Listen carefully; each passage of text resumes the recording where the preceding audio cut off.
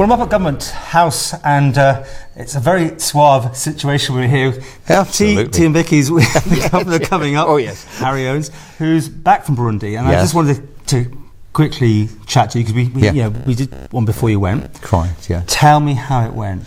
It went tremendously. I had Anna Burden with me, and I could not have done without her. She was my right arm, that girl. But it was absolutely a mind-blowing experience, and it's a life-changing thing. It, focuses you into life, how other people live, and out in that particular country, the poverty is quite apparent. And also there's quite a few rich people, but the people we focused on was the ones that needed help, was suffering malnutrition, things like that. And also they gave them another opportunity to make a little bit of a living for themselves. One of it was with the bees, and the way they kept bees was just hopeless, really. And I'm not being unkind, it's a fact. So they needed a sort of a helping hand to focus themselves into how to keep the bees and be able to get something from them, which at the moment they're not getting very much. Secondly, we taught them, and Anna's with great help here, how to make protective equipment.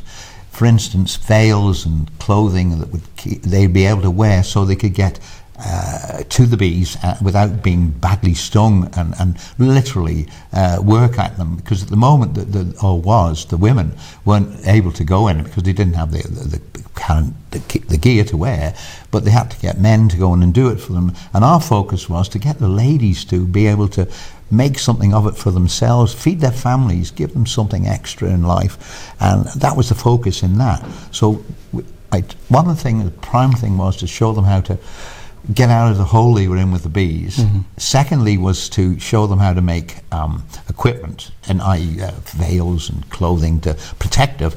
And thirdly, get the joiners and woodworkers there to make hives. And the thing with bees is you've got to be very accurate. You wouldn't believe this, but you're talking about millimeters. 6 millimeters is a practical size that needs to be there, because otherwise the bees will fill it up, or it's too small, it's too big, the bees will fill it up. So if you make accurate hives, they can make them, source the wood from the local timber, so they can get the clothing made locally, and they can get the timber from the local and make them. So what they're doing is they're creating a small industry for themselves and supporting each other all the way down the line. These bees must be very hardy, though. What sort of temperatures? Is it a very big temperature high over there? And what sort of conditions was it? Wow, it was hot. Hot. It was into the 30s. Is it humid hot? Well, down the south it was so hot, it was unbelievable. Right. And these bees, is that something they're local bees, right? Yeah. So they must be used to that sort of conditions. Well, bees throughout the world literally are subspecies of a certain type of bee. Ours is the Apis mellifera, which is a European bee, going right down from all Europe right up into the UK, and that is all subspecies, depending on where they actually are. If they're in mountainous area, they adapt to it. If they're in a hot area, the bees adapt it. They have to adapt to the forage, what they can get, and what's locally resource for them, you see. So these bees are a subspecies of the African bee, and funny enough, they're smaller. This is the thing, I was quite amazed actually, they're smaller. They look a bit like Caucasian bees. They've got like grey colour, and they're easy to handle. The project, is it for pollination, or is it to create honey, or a combination, or what? Well, it's basically both.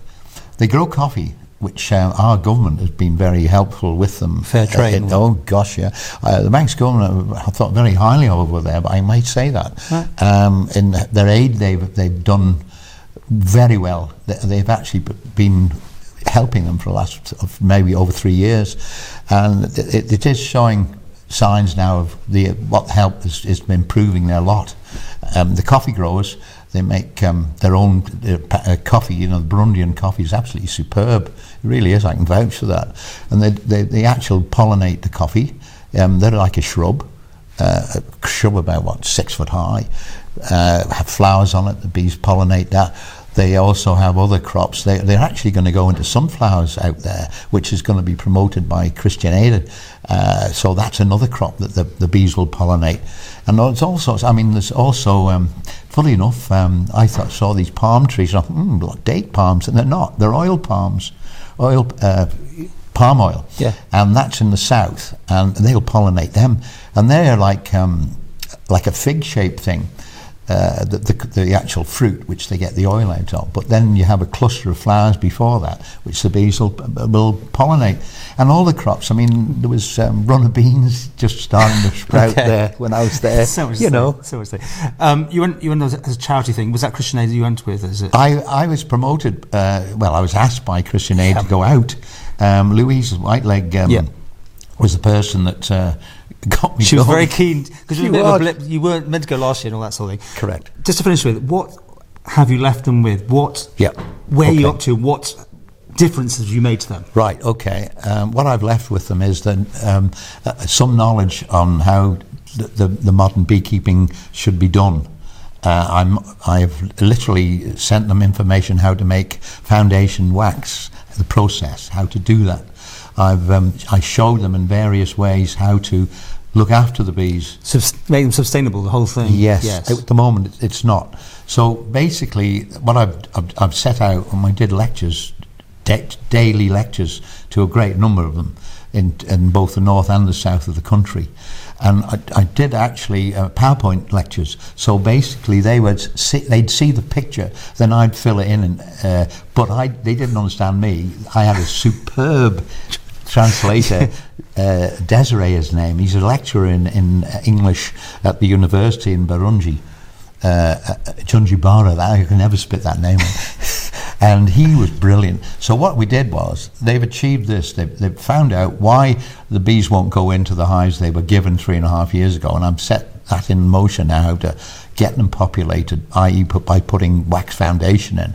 B, I've helped them to make clothing, and C, making wood, not only hives, but also there's another trick for melting wax. You use the sun's rays in what we call a solar wax extractor. So I've got them to make that, so they can make them as well, so they can produce things like that. So no Manx bees heading over. I know we've got they've got very hardy bees in the Isle of Man. We certainly have. Not for that temperature though. No. Right. It was very, very hot.